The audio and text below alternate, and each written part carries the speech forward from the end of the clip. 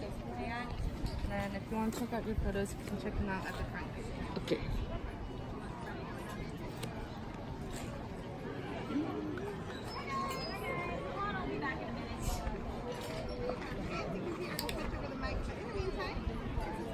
Here's our star of the day,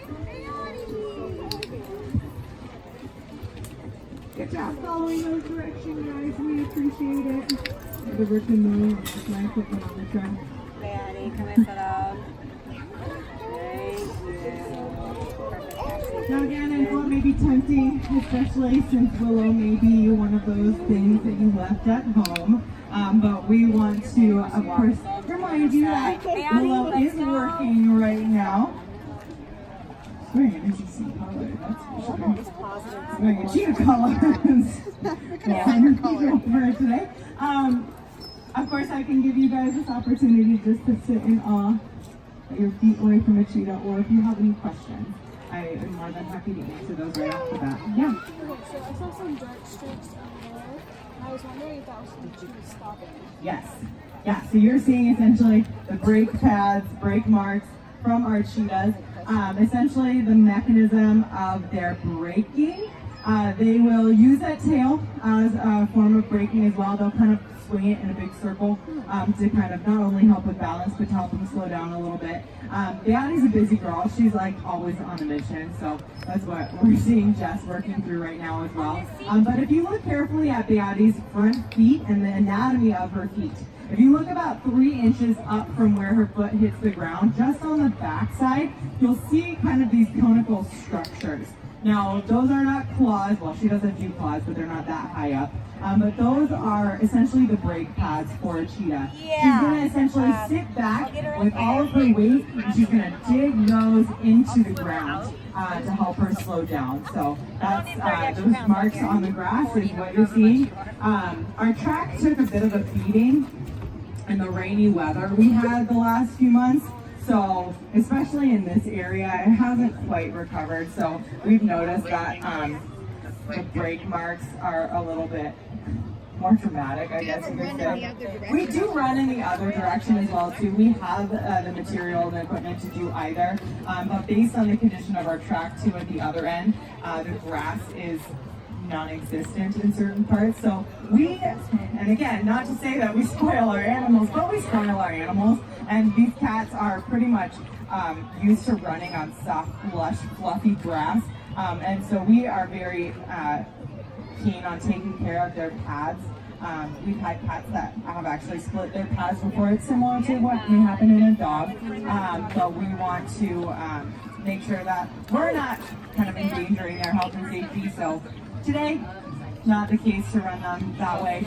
Plus, it also means we have a vehicle impairing people's vision, so sometimes people don't like to appreciate that when they came here on a busy weekend. So we are going to be setting up for photos for you guys. This is going to take some communication with Kelly here. She's going to be directing you as far as where to stand. We need you to be at least an arm's length away. So there's a handy little stick on the carpet here. We're going to start on this end though. So if you guys want to join us.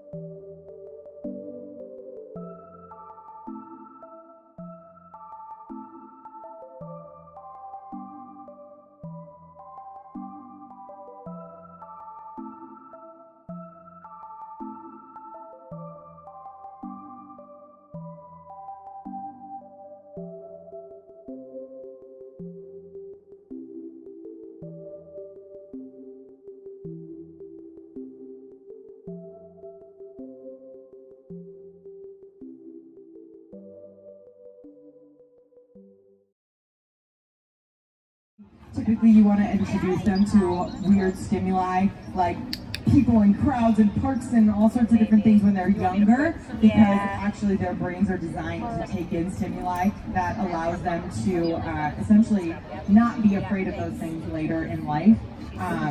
Same thing applies to our cheetahs and our dogs. We haven't found as much success when it comes to introducing an adult cheetah to either an adult dog or even a puppy or vice versa. So we found that's the most successful, but of course there's circumstances where those don't always are met. Yeah. Yes. It's like a fingerprint. Bahati, I don't know what really her identifying markers are. Some of our cats have these, yeah, she's pretty dark as far as her coloration. Some of our cats have like 4 spots right at like the base of their tail that kind of form a line. I don't know if she has that. A little bit. Not as much as the others. She does have very, very faint, but she does have faint hint of a mustache on her face. Now her cousin, Amara, who's also one of our ambassadors, she has a very clear mustache on her markings, but again, it's all genetics, and yes, that's typically what they can also use when identifying cheetahs out in the wild, that they're kind of documenting and identifying via that way as well. Yeah, her tail's weird. Yeah, she has a weird tail as well too, for whatever reason. Typically, some cheetahs have a really poofy end to their tail. She never has, for whatever reason. Who knows? Did you have another question? Yeah, so they sleep together. They live together all the time. So once we kind of reach that point where they can have unsupervised access, again, we didn't just throw them together at that young age and figure it out.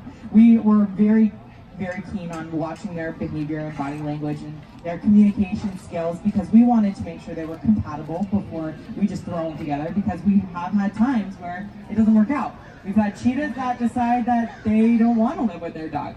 And that's okay. It's a resource that we want to have to give them confidence. If it's something we don't want, if it's going to add extra stress to their life, then we don't want to do it.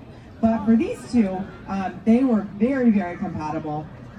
They live together all the time. They run around and chase each other. They have the most compatible play behavior too, because of course Bahati likes to chase, and guess what? Willow likes to be chased. So oftentimes she is the one that starts it.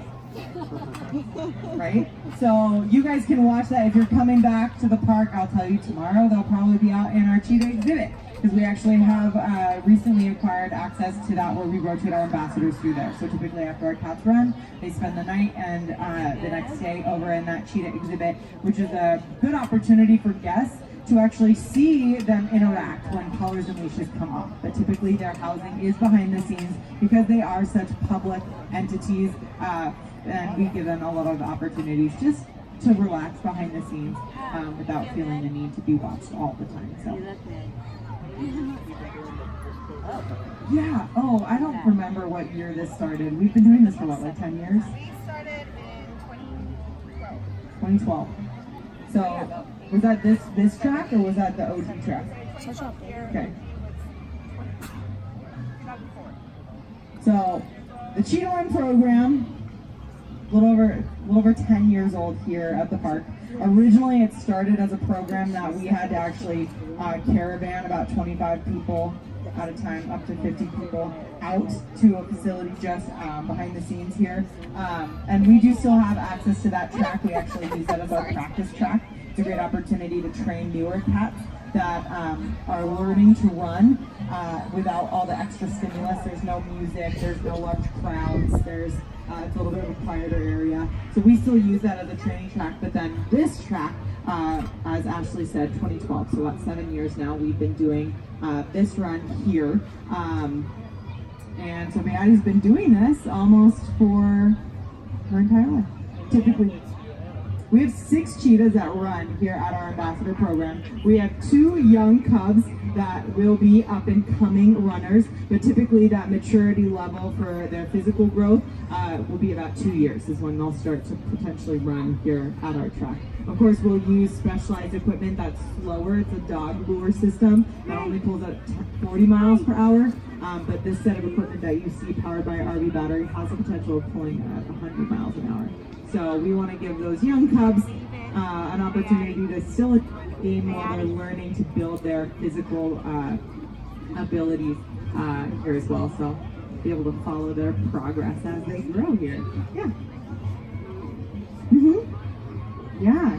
That is because you'll notice there are no two fences in here. So that is the reason why we can offer this experience to you. It is, of course, with safety in mind for everyone involved, you, me, and our animals.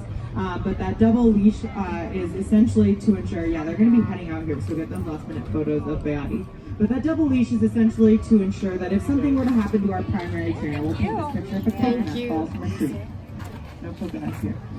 But if that happens, we still have someone who is able to maintain control. We can guarantee that a cheetah built for speed is not strong enough to pull one human off their feet. So if we have two on the end of a leash, it means they're not going to go far if their instincts kick in and they feel the need to flee. So hence the double leash. I see a very patient hand over here. Yeah. How does her coat compare feel-wise to, say, the dog? Yeah, it's not nearly as soft. It's Really? oil dirty too. Cheetahs have very low maintenance coats. You can imagine too, again, being that they're so vulnerable out in their natural environment, if they had to spend hours and hours grooming a silky, luxurious coat, leaves them up for easy pickings for other predators. So having a low maintenance coat is really advantageous for a cheetah. So they're pretty dirty. They don't really spend a lot of time grooming. If anything, their dogs groom them more than they groom themselves sometimes. So for the most part, it's soft, but there's many other cats that are much softer. I'd say Willow.